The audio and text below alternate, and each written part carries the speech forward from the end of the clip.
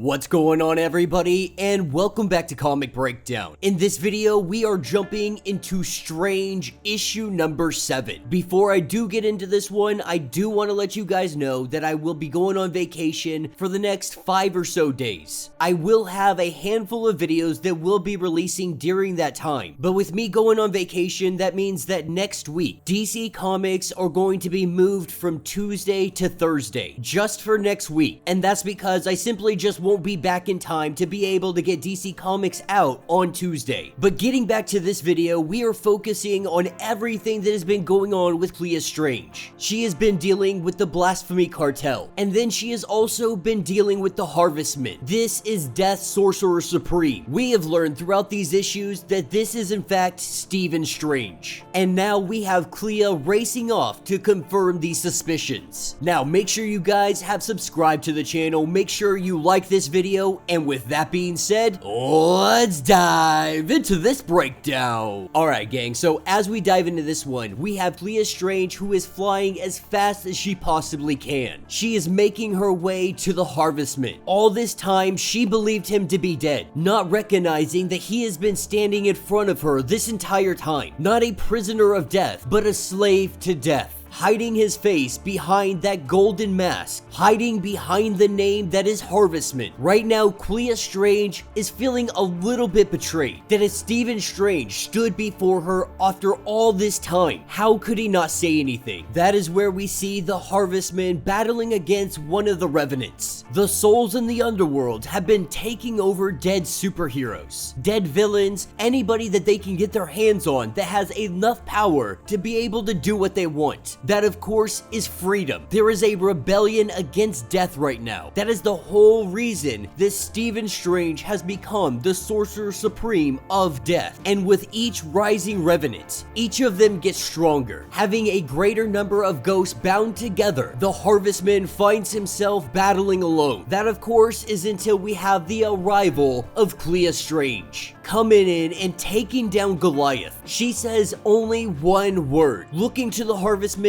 she says, why? Of course, the Harvestman, he's confused. He doesn't fully understand, but she wants to know why all the theatrics. Why didn't you tell me who you really are? This is when he finally realizes that she knows. Taking off his mask, he says that he didn't tell her because he didn't know if he would succeed. He didn't know if he could. Clea has watched him die 3 times within days. He couldn't bear her grieving if he had failed this yet again, if he wasn't able to return to the land of the living. Before he gets the opportunity to really go on and explain himself some more, we see the Revenant get up, Clea and Strange working together. It's as if he had never died, synchronizing so well together. The two of them able to move without even speaking. Stephen Strange making an opening, and that is when Clea Strange, she takes that and she exploits it. And Clea is going to do whatever it takes to fight by his side, to keep Stephen Strange around. If that means taking out Revenants every single day, that is exactly what she is going to do. And from now on, the two of them will fight together. She refuses to accept anything less. Whether he be a prisoner or a slave to death, to her it makes no difference. Vowing that she will be the one to free him, whatever it takes, whatever the cost. With them taking down Goliath, they can finish their conversation. And Clea, she is very much upset, letting Stephen know, do you have any idea how much I have missed you? How much I have been trying to figure out how I can bring you back? When Clea goes in to touch him, he lets her know that that is not possible. He is the embodiment of death, she is life. The Sorcerer Supreme of Death, the Sorcerer Supreme of Earth. Their magics are polar opposites. If the two of them were to touch one another, it could be disastrous. This is another reason why he didn't reveal himself, not wanting to bring her any more pain. Not sure if he was able to complete his mission or will be able to complete his mission. If he had failed in doing this task, he didn't want her to know that he would be able to return, because right now death is being disrespected. She is taking no more of it, and so she offered him a deal to recreate Stephen Strange as her agent in order to end all of this craziness. If he succeeds, then he will have earned his right to return. This is when the fury just boils over on Clea Strange, calling him stubborn, calling him foolish, and just too proud. He is out here doing all of this on his own when he could have easily came to them for help, came to Wong for help. You're trying to save my feelings, but I have been sitting here heartbroken, trying to figure out how to get you back. I could have been helping you this whole time. The truth is, Clea Strange doesn't need the protection from Steven or anybody else. The only thing that she wants, the only thing that she needs is her husband. Letting him know that this is done. This is over with. You are gonna, from now on, come back with me. You, Wong, and I are going to scheme and we're going to plan. We're gonna drink some wine. You're gonna pay attention to Bats that has been missing you, and he has just been inconsolable ever since you have been gone. And they are going to find a way to bring him back. Now, that is what takes us over to the Blasphemy Cartel Headquarters number 1, picking up with Director Nunn. He is being briefed on the likes of Clea Strange, their Lazarus project that they have been doing. They knew that the Harvestman was going to catch up with them. Their algorithm had told them that they would be able to handle the situation with a 87% certainty. The problem is, they were not able to account for Clea Strange. Even in the death of Dr. Strange, they were able to account for him. There are countless and countless pages of Sorcerer Supreme Stephen Strange from the Wand files. But Clea Strange, she is a wild card. And so Director Nunn, he wants to forget about her, not even concern themselves with her. If they can stay out of her radar, they may be able to accomplish what they are trying to do. Because when this organization went rogue, they had erased themselves from the planet's brains using one of the Wand's tactical memory weapons. But Director Nunn even took it a step further. He erased every aspect of his identity from the fabric of reality. He did this because magic has a price, and so does spycraft. The first time that he had spoke to the management, the things that they showed him, if he had ever had a sense of identity, it would have destroyed him. He had to pay a price. He had to become what he is for the greater work ahead, standing in front of a door that says Lazarus Project, Revenant Prime. And that will be the end of this issue. So let me know what you guys think down in the comments. So we're beginning to learn a little bit more about exactly who the Blasphemy Cartel is. My thought is maybe Director Nunn is somebody that we already know. If his